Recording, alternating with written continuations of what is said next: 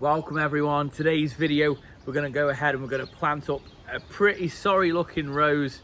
We're going to give it a new home and a new lease of life. So as always, I'm going to talk you through what I'm doing. I'll show you a bit of pruning, a little bit of feeding, and where it's going in my garden. So without further ado, let's get into today's video. Now, I am ashamed to say this part of the garden has got away with me somewhat. We are in June now, and I've just not caught up with all my jobs from May, even when it comes to my cottage style border. But as mentioned, today I'm going to get my sweet child of mine rose planted up. I'm going to give it a little bit of a prune, and I want to talk to you a little bit about plant hygiene in general, so the horticultural terms about that. So before we get planting, before we do any maintenance on the bed, we're going to talk all about plant hygiene and how we can make it better and the benefits that your plants will have just by doing a few simple tasks. So let me show you this beautiful rose. So this beauty we have had for a few years now, and I've made the mistake, even me an experienced gardener, of keeping it in the pot for far too long. It's really got some yellowing leaves, it's got some dead wood on there, and they're the sort of things we need to address first. So the first job is always going to be, I'm going to take out any dead, damaged or diseased wood. Now yes, we are in June, and normally roses would be coming either out of bloom or into bloom depending on the varieties, right?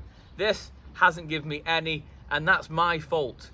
It's all because I haven't given this any care and attention for the past 12 months or so, right? So my first job, and I'm going to show you where on the plant I'm going to be doing it. Now is an absolutely fine time to actually be pruning your roses, particularly when they're in a sorry state like this.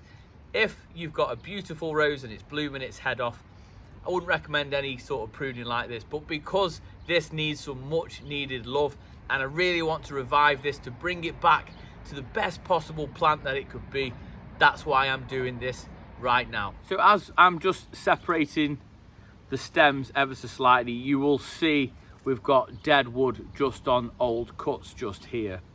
Now, although this has got a tiny bit of, I say greenery, it's more yellow, that's actually going to come off, and we're going to give it a little bit of a prune.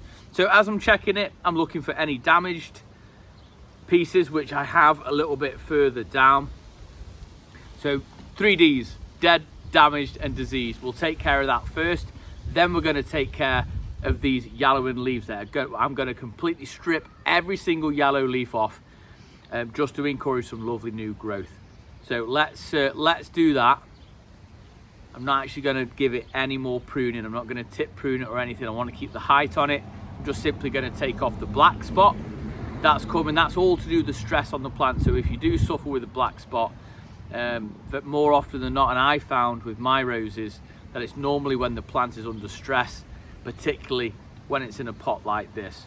Now, if you guys want to keep it in a pot, you absolutely can. Just make sure you give it the right requirements. I'm talking 2-3 times the pot that it's in now. I actually planted up a rose just last week in quite a big whiskey barrel, right? So it's not going to give me any issues. So let's go ahead, let's get the pruners out. Sharp pair of secateurs or scissors or snips is always the key. It just it'll save any headaches in the future. And let's go ahead and give this a bit of a prune. And I'm going to be quite brutal with it as well, but not the height.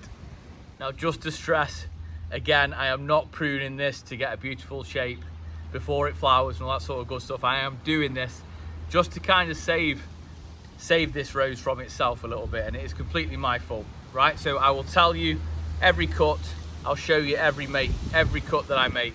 So can you see a little bit of die off just here? And I appreciate it's not the best angles for you guys, but anything dead, this is from an old cut that I didn't do good enough, and we're taking that off there. I'm going to strip off every yellow leaf when I'm on that particular stem.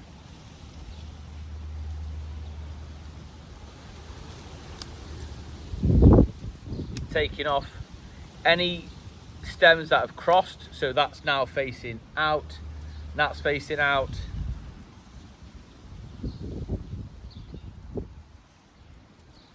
Got an outward facing bud there, and I'm just going to take those yellowing leaves off just there. we're gonna take the yellowing leaves off here and also here.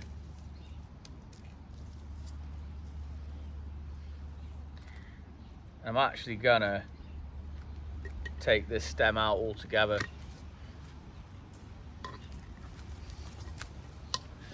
As I want it to become much healthier. So nothing's crossing on that stem now. So we've got one in the middle.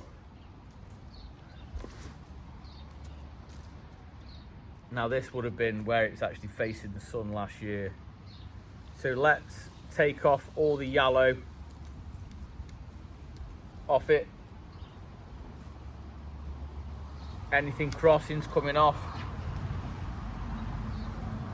Any dead points, any dodgy cuts that I may have used. I'm taking this weaker stem off in the middle that's crossing. We've got a dead stem at the back just here. That's coming off. In fact, both of them are coming off. Just thank me for it. It'll seem drastic, but there's nothing really happening on that stem there. Right. So as you can see, we've got a few crossing branches. Can you see how that goes into there like that? I'm going to take that off.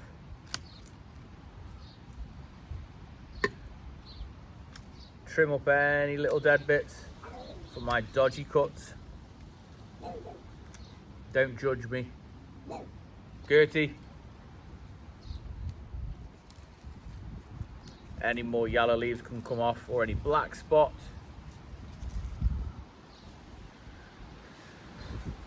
So this is what we talk about when we talk about plant hygiene. That stem can come off, that can come off, that's going the wrong way. So I'm trying to really free up the plant. Can you see? Things do cross, of course they do. I will give this a really big prune when the time's right next spring. But I'm trying to take off any really horrible bits, really. And we're going to save this. We're going to save this rose because it's a beautiful one. So, yellowing leaves, black spot leaves there coming off. Right, so that's plant hygiene for the rose itself. And then we're going to talk about the pot. Let me get you a better angle. Can't even see me. I apologise. I need to get better at this. So if this was to stay in this pot, of course you can absolutely do that. If you haven't got the means or the funds to do that, keep it in this pot. The mistake I've made is I've not fed it enough. I've not given it enough nutrients. If you end up with something like this, then you take out the very top layer. You either put a little bit of fresh compost in there, something what we used to do in the garden centre. So you'll take out the weeds off the top by about an inch or so, and then you just top dress it again. Or again, budget friendly, you can get a little bit of soil out of the garden, just top dress it on top as well. I would be looking to give this something like a fish blood and bone, and certainly I'd be looking to give this a potash to encourage some lovely flowers. So if you were to keep it in the pot, it really is just a case of getting your hands dirty. We talk about plant hygiene like this.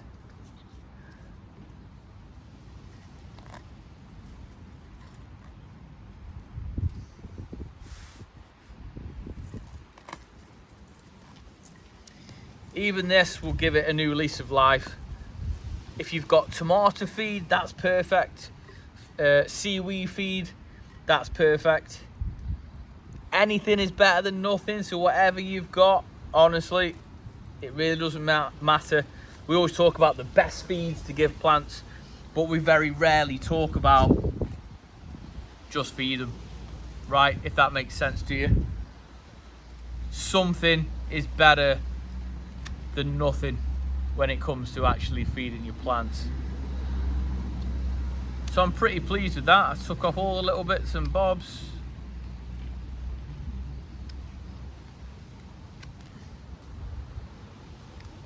Doesn't that look better? Of course, in the spring we will take it down and encourage a really nice shape. It's not the best of shapes right now, but I'll tell you what it will do for the plant. It will regenerate. It won't worry about, you still can't see me. The plant won't worry about making those yellow leaves green, if that makes sense. What it will do when it gets in its new place and new home, and I am going to put some chicken manure in there to give it some lovely growth, not too worried about flowers this year. It will concentrate on putting on some lovely new green growth, and it won't concentrate on trying to make those yellow leaves green again, because we've took them off. We're all about making this plant as healthy as we possibly can this year because of the stress that I put it under. This is going to look good. So I'm going to show you where it's going, and we're going to get it planted. Give you a few planting tips as we go, as I always do. Let me know if you've got any roses in your garden. Are they in pots? Are they in the ground? Are they flowering right now? Or are they having a meltdown like mine? Just this one. The other ones are doing rather well. Let me know. So I'm not going to tell anybody how to suck eggs, the expression, right? But when you're planting, and particularly with roses, so you've got something this big, I want to dig a hole double the size, okay? I'll backfill it with either compost or the soil that I've already dug out. I know it sounds kind of pointless, right? But hear me out. If the soil is nice and loose, it will give this rose plant a beautiful start, right? If I'm just planting it just enough for this to actually sit in, then if the soil is really compact, then it's really not going to get going, as well as if you give it a really big dig out and those roots can really spread out with ease, and that's going to be the secret to it. So I'll dig a big hole, I'll make sure that it's nice, light and fluffy, so the new roots can actually get going in its new home. Then what I'll do is I'll add a little bit of chicken manure. Do you guys know I absolutely love chicken manure? Really helps put lots of growth on, and that's what I want for this particular rose. I want it to get big and strong before it has a bit of a prune next spring. So that's enough talking about that. Let's get this dug out ready.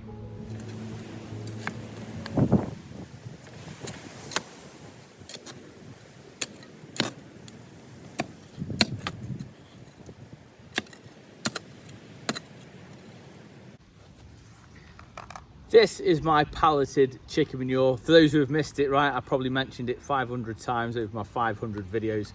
But that is it. This will break down in the soil, and this, it smells great. Like, it smells like it should be good for the garden, right? So that's all I'm going to do. I'm going to add that straight into the bottom, make it nice and fluffy.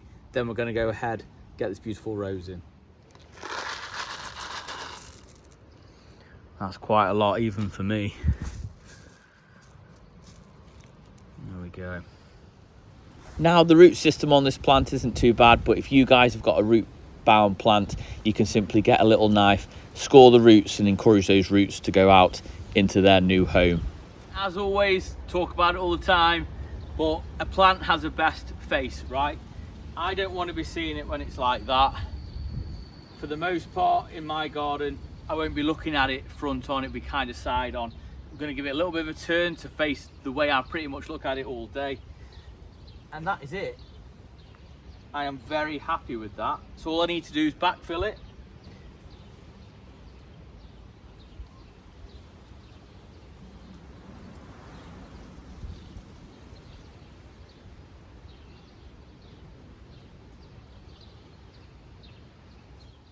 So while this is settling in, I will definitely give it a really good water.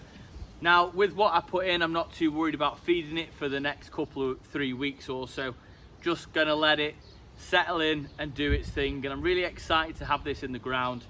As this was an original, this actually came from the old house, just like the other roses, right? So really excited about it. Very happy that I feel like I've given it a new lease of life. And I can't wait to see this get really lovely under this archway. Sweet Child of Mine is a variety. It's a perfect, like cream, smaller flowers, but it's absolutely beautifully fragrant. It really is a stunning rose. I'll be happy to get this back to its best. There we have it. I'm going to be spending a little bit more time in my cottage style garden. Even though there's still lots to do in the rear garden, I will be spending a little bit more time here. If you did enjoy it, then please do give it a big thumbs up, as it really does help the channel out. And if you got something from it, then please do leave a comment down below. Let me know how you're getting on with your garden. And until tomorrow, I will see you in the garden. You take care.